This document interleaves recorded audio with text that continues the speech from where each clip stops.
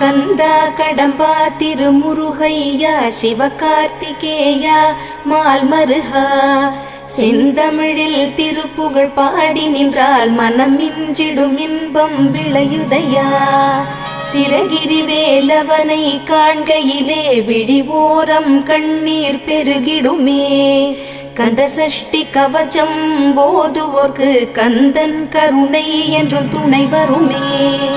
பங்குனி உத்திர நாளினிலே உனை நினைந்தே காவடி சுமந்து வந்தோம்.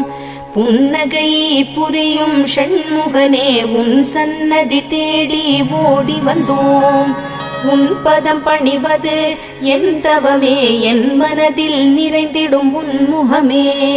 ஷண்முக பிரிய குஹ குரு சரவணனே வந்தே இன்னருளை தர வேண்டும்.